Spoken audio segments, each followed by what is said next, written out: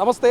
రాష్ట్ర వ్యాప్తంగా తెలంగాణ రాష్ట్ర ఆవిర్భావ దినోత్సవం చాలా అంగరంగ వైభవం జరుగుతోంది. సో ఉద్యమ జ్ఞాపకాలని నెమరు వేసుకుంటా ఉన్నారు. చాలామంది ఉద్యమకారులు గతంలో జరిగినటువంటి వాళ్ళ అనుభవాలను చెప్తా ఉన్నారు. తిన్న లాఠీ దెబ్బలు కావచ్చు, పెట్టుకున్న కేసులు కావచ్చు, అప్పటి జ్ఞాపకాలను గుర్తు చేసుకుంటున్నారు. రెండో ఒకసారి మాట్లాడే ప్రయత్నం చేద్దాం. Mother foundation chairman, Congress party నేత, ఉద్యమకారురాలు కవితతో కలిసి పనిచేసినటువంటి సంధ్య రెడ్డి గారు ప్రస్తుతం మనతో పాటున్నారు. సో మీ వీడియో ఒకటి సోషల్ మీడియాలో వైరల్ అవుతున్నది. కవిత గారు మీరు చేసినటువంటి ధర్నాలు కావచ్చు, లేకపోతే దీక్షలు కావచ్చు, ఇవన్నీ కూడా వైరల్ అవుతున్నాయి. అంటే ఉద్యమంలో ఎట్లా ఉండే ఉద్యమ జ్ఞాపకాల గురించి ఏం చెప్తారు? ఉద్యమ సమయంలో తెలంగాణ ఉద్యమం కోసం పోరాడింది. ఇవాళ తెలంగాణ జాగృతి, ఇవాళ సంస్కృతి సాంప్రదాయాలని అని చెప్పేసి తెలంగాణ ఉద్యమకారులను అందరు కలిసి పనిచేసిన తర్వాత తెలంగాణ కోసం ఆహర్నిశలు పనిచేసినాం. ఇవాళ మరి ఆ కవితమ్మ అయితే ఈ కవితమ్మ కాదు. మరి ఇవాళ కేసీఆర్ కుటుంబము తెలంగాణ ఉద్యమకారులను ఎందుకు పట్టించుకోలేదు? నిన్న పండ్లు రాలగొడుతున్నది కదా, పవన్ కళ్యాణ్ అన్నది కదా. ఒకటి వినండి, నేనేం చెప్తున్నా, పవన్ కళ్యాణ్ అనని లేకపోతే ఇంకోరు అననియండి, నేను ఒక్కటే చెప్తున్నా, మరి పైసలు వచ్చినప్పుడు ఎందుకు పైసలు వసూలు చేసినప్పుడు ఎందుకు పనులు రాలగట్లే? నేనేం చెప్తున్నా, తెలంగాణలో ఇది మన తెలంగాణ, మనం సాధించుకున్న తెలంగాణ. ఆధిపత్యం పోరు ఎవరిది ఉండొద్దు. ఇక్కడ ఎవరైనా రావచ్చు, ఎవరైనా బతకొచ్చు, ఎవరైనా ఉండొచ్చు. కానీ ఆధిపత్యం చేస్తే మాత్రం తెలంగాణ రాష్ట్రంలో ఎవరు విద్యార్థులు ఊరుకోరు. కవిత చేసిన వ్యాఖ్యలు ఇదే స్పిరిట్, ఇదే అది తెలంగాణ ఉద్యమకారుల కుటుంబాల మీద ఎందుకు ఈమె చేయలేదు? నాయనా, నువ్వు పదవులు ఇవ్వకపోతే నిన్ను మరి పదవి నుంచి ఊడగొడతాను ఎందుకు చెప్పలేదు? ఇలా శంకరమ్మకు ఎందుకు ఎమ్మెల్సీ పదవి ఇవ్వలేదు కేసీఆర్ గారు? నాయనా, నాకు వద్దు ఎమ్మెల్సీ, శంకరమ్మకి ఇవ్వగానే ఎందుకనలేదు? ఇక్కడ ఎంపీ పదవి ఇస్తావు, ఒకసారి ఎంపీ గెలిస్తేవి, రెండోసారి నిలబడితే ఓడిపోయినప్పుడేమో శంకరమ్మకు ఎమ్మెల్సీ పదవి ఇవ్వకుండా నాయనా నాకు పదవి లేదంటే ఎమ్మెల్సీ ఇచ్చారు. మరి ఆ రోజు ఇలా నేను ఉద్యమకారులను పెట్టుకొని పన్ను రాలగొడతా అన్నావు. ఓకే, నువ్వు నీ విజ్ఞతకే వదిలేస్తున్నావు. ఒక పార్టీ సిద్ధాంతాలు ఉన్నాయి. నువ్వు గతంలో కూడా తెలంగాణ సెంటిమెంట్ పేరు పెట్టుకొని తెలంగాణ ఉద్యమంలో మేము అందరం కీలక పాత్ర పోషించినాం. ఎవరికేం పదవి ఇప్పించినావు? ఎవరికి? మీ నాయనకు చెప్పి మరి ఆయన మీ నాయన ఘోష ఎందుకు కూడా వీకలే? ఇలా హరీష్ రావు, కవితారావు, సంతోష్ రావు, కేటీఆర్, ఇంకెవరు ఉన్నారు కదా, ఆయన కేసీఆర్, మొత్తం 5 మంది పదవులు తెచ్చుకోరు.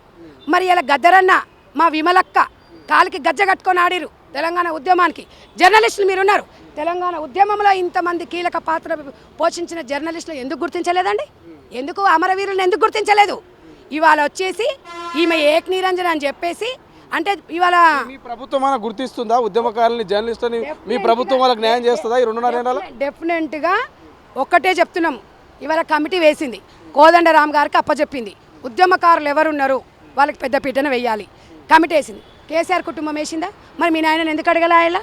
ఇవాళ నువ్వు వచ్చి అంటే నేను ఒక్కటి చెప్తున్నా నాన్న, విధ్వంసాలు సృష్టించడము, ప్రతి ఒక్కరిని ఇక్కడ అగ్గి రాజేయడం అలవాటు వీళ్ళకు.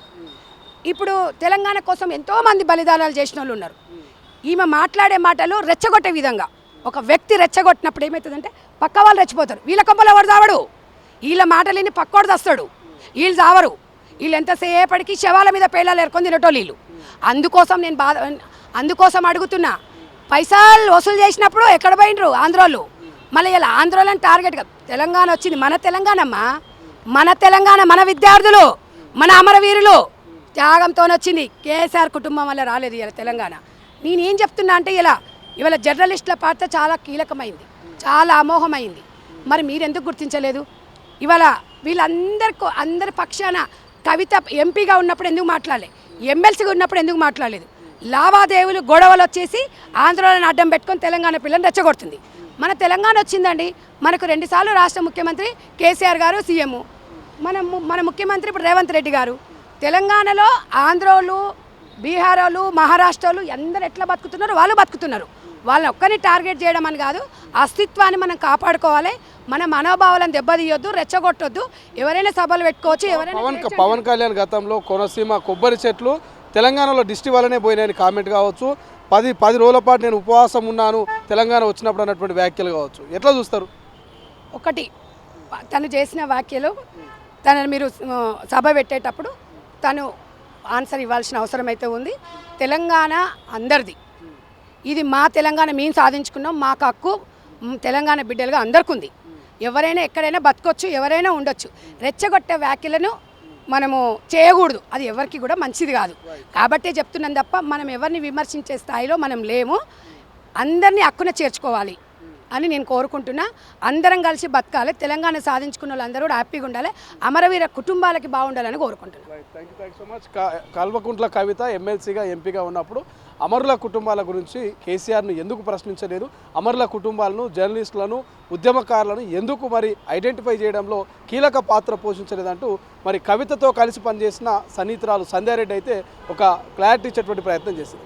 చూద్దాం ఏం జరుగుతుంది భవిష్యత్తులో. కాంగ్రెస్ అయినా ఉద్యమకారులని, జర్నలిస్టులని, కవులను, కళాకారులను, మరి అమరవీరులను గుర్తిస్తుందా, వాళ్ళకు న్యాయం చేస్తుందా అనేది. కెమెరా పర్సన్ అజయ్తో శ్రీశైలం, తొలి వెలుగు, హైదరాబాద్.